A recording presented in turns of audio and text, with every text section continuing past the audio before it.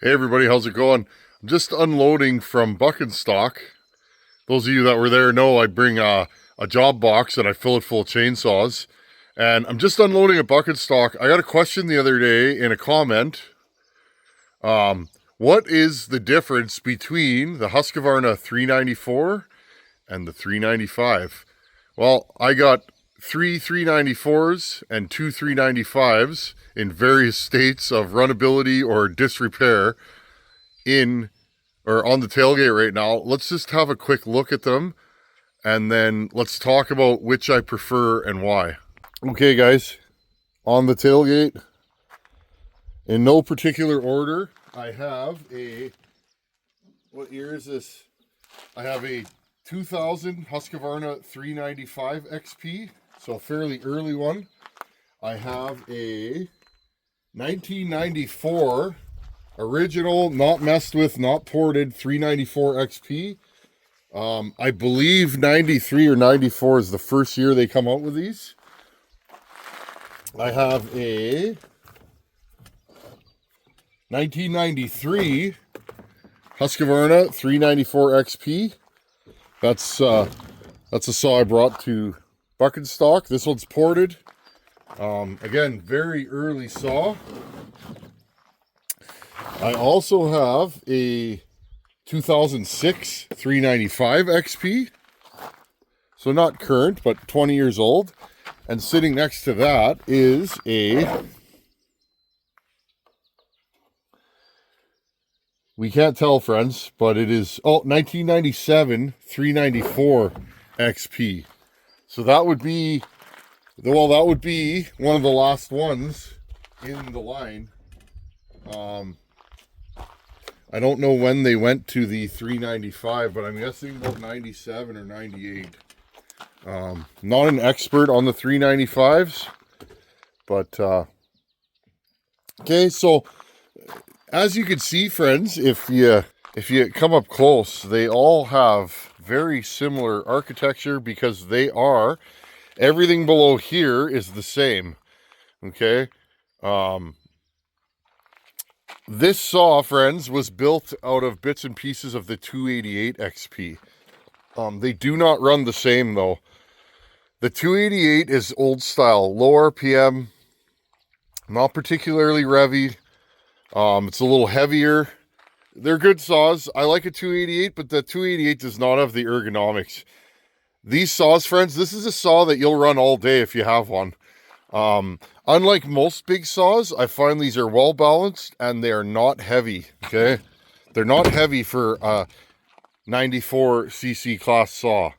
But as you can see here, this is a 395. I'll tell you how to tell the difference. An early 395, 394, again, two early 394s, a 395 from 2000, and a 1997 394. So kind of a late 394. Notice they all have the side decomp, just like this one's been plugged because this is my Go Fast saw. And this one's stock. And another one. Same crankcases to my knowledge. Recoils are interchangeable. This is an early 394 XP recoil on a 2000 395. So, you know, these things are interchangeable. You can always tell the early 394s, from my experience, they have this decal on them and they say air injection. I might put this recoil on this saw. This one, friends, I've never ported this saw and I don't think I ever will. This thing's, I mean, it's got some marks on it. It's been used by me and the previous owner, but this saw, friends, is almost factory original. You really don't find them this clean anymore. Okay, and another thing that you'll notice, I'll compare these two, is I don't think they ever made a 395 in a low top. They did make a 394 in a low top. In fact, friends, both of my 94s here are low tops. Okay, And I'll click this off. These have the smaller spring clips, the same as a 262. Okay, these early saws with the low top have the same air filter as the 268, 272. Okay, it sits on top there. And then this rubber piece sits in here and it sucks over, okay? So, just a little bit of a different setup. I like the low top because if you're filing on the back of a tailgate like this, you lean your chest on here and it doesn't hurt. 395s, I only see these in high tops. Okay, friends, this is the architecture of the 395. Okay, and if you look, this air filter was loose. Okay, but I mean, look, these don't fit because the elbow is different. But look, friends, they're the same top cover.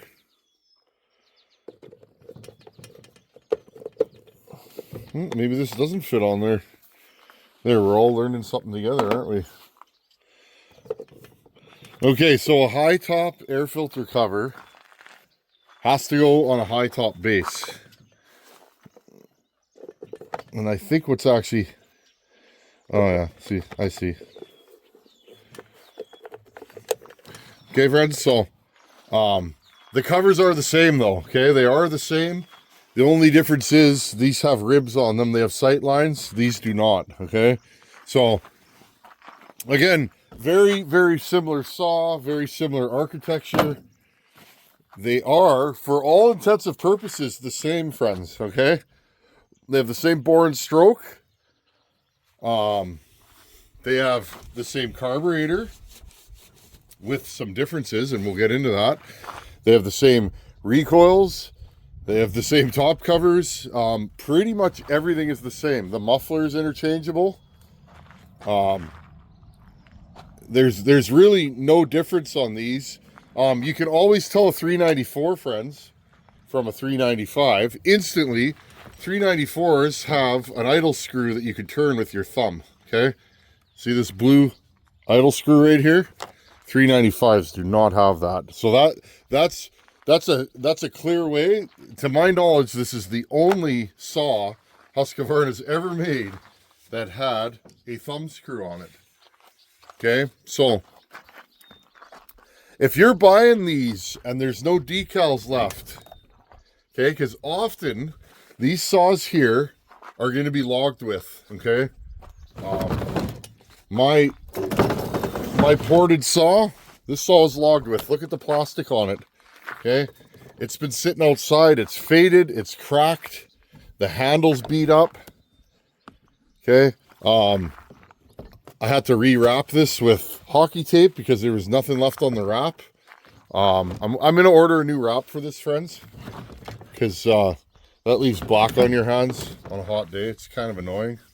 So, but when you buy these, generally they're not going to be in this kind of shape, okay? This is the only one that I've seen that's like this. And I mean, again, look at the top cover on this thing. This was a local saw. Old timer had it, and he used it once in a while for blocking up big sticks.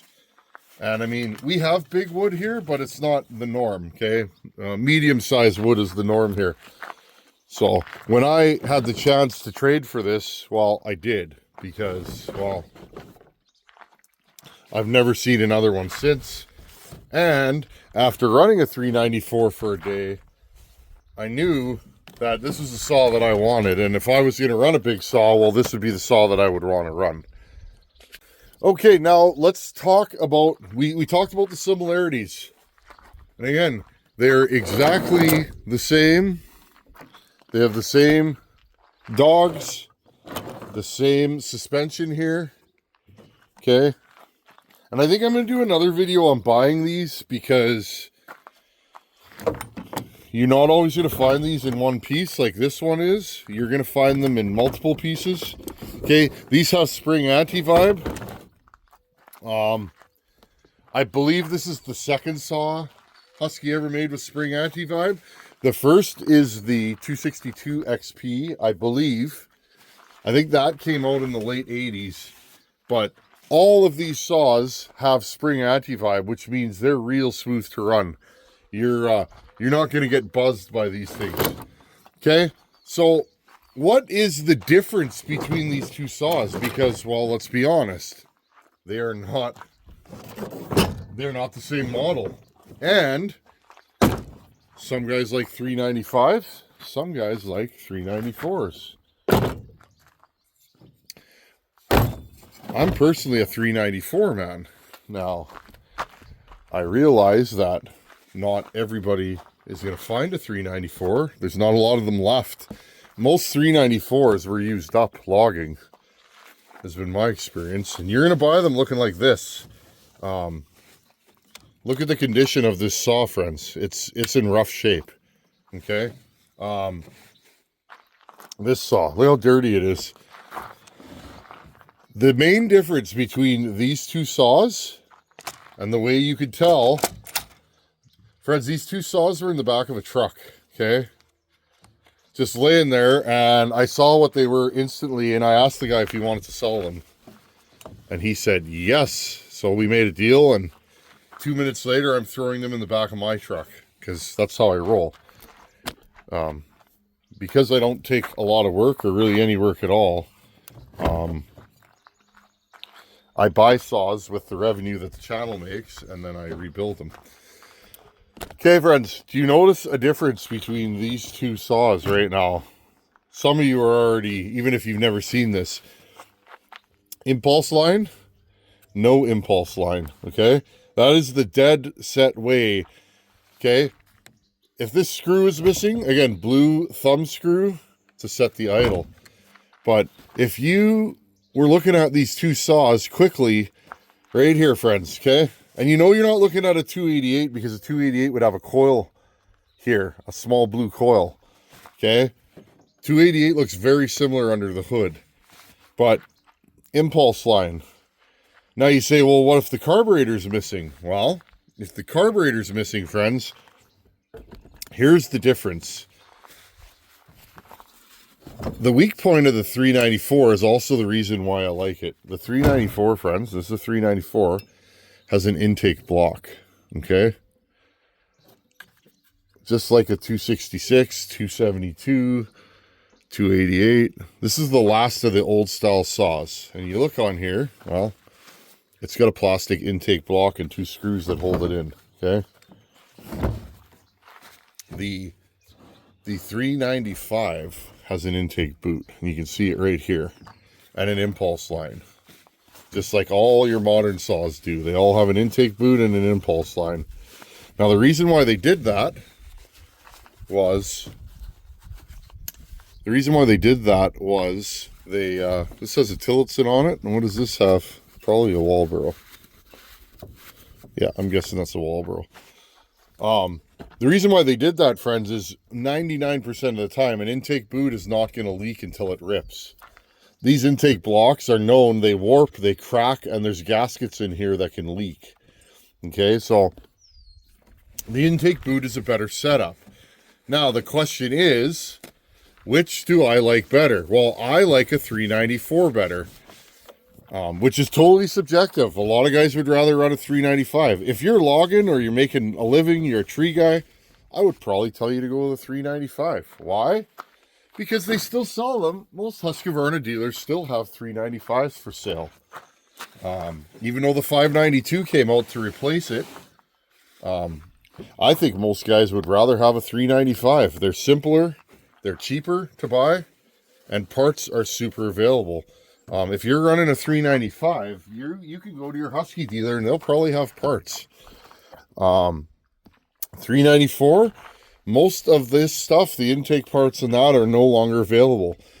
Last time I built a 394, that saw, you guys helped me out and sent me parts. Which, again, awesome. You guys are so good to me and help me keep these projects going. So, that is the difference, friends. The cylinder is different. The piston is slightly different, but you can put a 94 piston in a 95 and vice versa. I think I have a 395 piston in this 94 right here. The main difference, friends, is the shape of the intake boot, and the transfers. 394s have quad transfers. It has a single lower transfer that feeds into a quad transfer. So there's two on the top and one on the bottom. Now, that lower transfer has a divider in it and divides the airflow. Well, the lower transfers are really small in a 395. In a 94, they're a good size, 394, and they're a single upper transfer. Also, friends, if you look, the intake on a 394, the shape of it, and it's a little bit longer, okay? It's a little bit longer than the 394. You can just, it's not much, but I feel like this intake setup gives you a little bit of a snappier saw. I feel like it creates better velocity. And also, friends, on the top, I feel like 394s have more power out of the box. I've had this one for 8 to 10 years, and it's stock, and I love running it. It's got power for days. I've run this on video many times, and it's always, this thing always, you know, comes to the table. It'll pull a 3-foot bar in hardwood, no problem. And again, bone stock. Nothing sounds better than a stock 394 idling, in my opinion. So I like the 394, but I am also not making a living with these saws. So you see, I have 2 of them. I think I have 1 more in pieces in the shop. And then I bought this one. What am I going to do with this one? I don't know, friends. It's pretty far gone. I didn't pay a ton for it, but the guts of it are there. I could still get handles, rear fuel tank assemblies online. I could still get top covers and air filter covers and air filters. So I could bring this one back to life. I'm not sure. I'm hoping the cylinder's in good shape. It's still got lots of compression. So hopefully it's still in good shape. This one, now friends, I do not have a 395 in my collection. That 395 there is not mine. We're going to talk about that in another video. I don't have a 395. So this one is getting built for sure. I already have my shopping cart full online, and I'm going to pull the trigger on the parts for this today, probably, and get the parts coming in. I would like to have a 394 in my collection. This one's mostly complete, and also, friends, it has compression. Okay, and if you